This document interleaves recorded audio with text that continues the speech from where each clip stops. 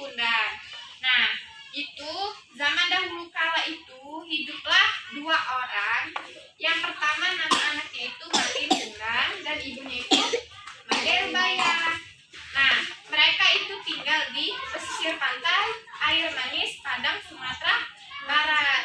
Nah, itu mereka hidup dengan rukun, hidup saling menyayangi. Nah, suatu hari itu si Malin itu sakit.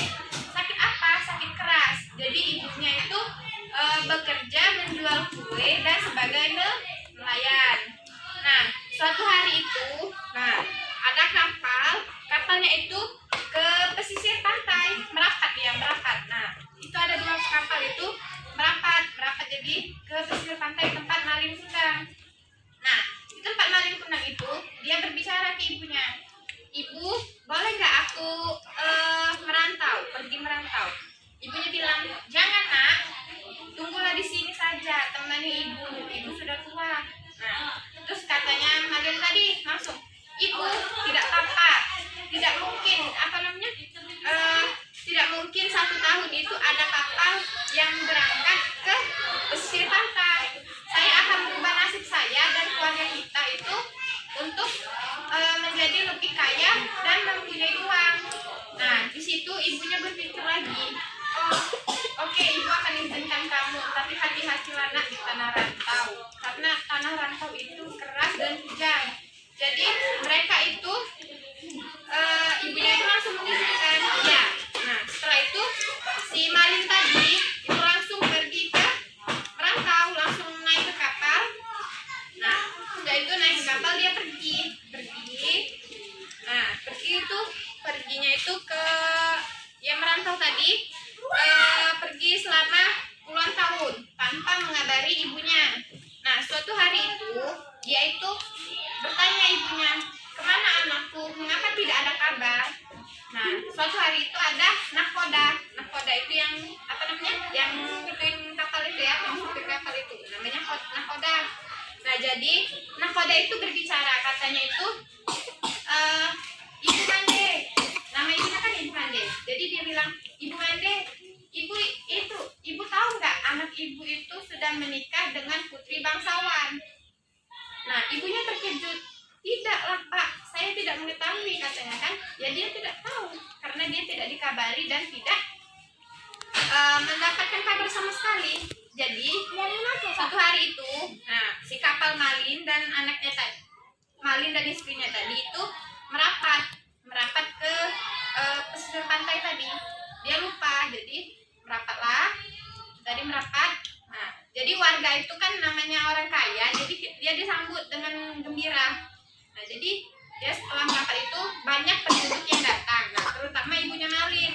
Nah, mereka melihat, wah, ada orang kaya dan ada kapal yang sedang merapat ke pesisir pantai kita. Jadi mereka itu menyambutnya dengan gembira. Nah, setelah itu ibunya melihat, "Oh, itu anakku," ujinya. Nah, setelah itu dia langsung berlarian. Dia langsung memeluk ujinya.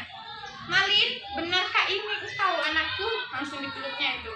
Terus si Malin itu kaget karena ibunya itu dekil, kusam, dan jorok. Jadi dia malu mengaku ibunya.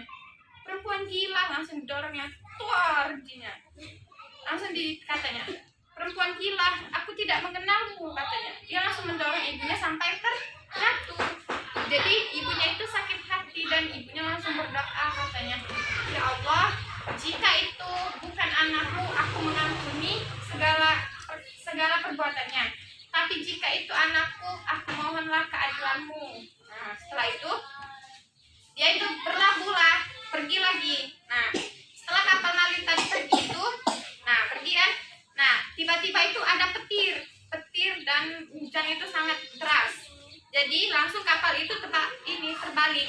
Jadi mereka itu terombang-ambing dulu baru terbalik. Nah, mereka langsung terbawa arus tadi ke pesisir pantai. Dan itu ada petir itu langsung menjadi menyambar si Malin tadi, dan Malin itu akhirnya berubah menjadi batu. Oke. Hari ini kan ibu sudah cerita tadi. Nah, ibu mau tanya. Di sini ibu tadi kan sudah cerita. Nah, di sini cerita ibu tadi tentang apa? Siapa yang bisa jawab? Nah, coba menentukan. Nah, siapa nama ibunya tadi? Ya, Mira? Manderbaya. Nah, Manderbaya. Nah, ibu mau tanya lagi, di mana tadi tempat Malin Kundang berada? Di pesisir Pantai. pantai air manis Padang, Sumatera Barat. Nah, ibu mau tanya lagi, itu sifat Malin Kundang itu seperti apa? Siapa yang tahu?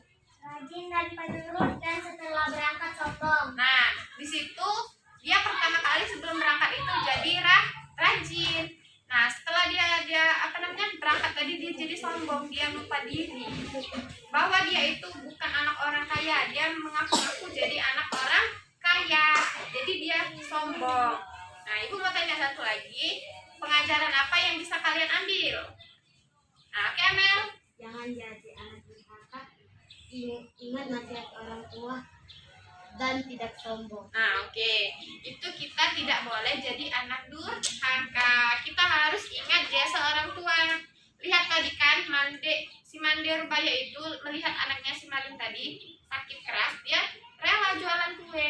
Setelah jualan kue pun dia langsung pergi. Perginya kemana? Pergi mencari uang lagi untuk melaut, mencari ikan untuk dijualkan. Jadi kita harus ingat jasa dan perjuangan orang tua kita itu seperti apa. Jadi kita tidak boleh durhaka, tidak boleh membentaknya. Apalagi kita bilang, ibu ini nih, tidak boleh itu kita bilang Jadi kita harus mengingat jasa orang tua. Dan satu lagi itu kita tidak boleh sombong. Karena sombong itu perbuatan yang dibenci oleh Allah. Jadi kita tidak boleh sombong. Semuanya ini milik Allah dan akan kembali kepada Allah. Oke, mungkin cukup ya. Sudah jelas kan? Dah. Nah, oke, ibu akan tutupnya.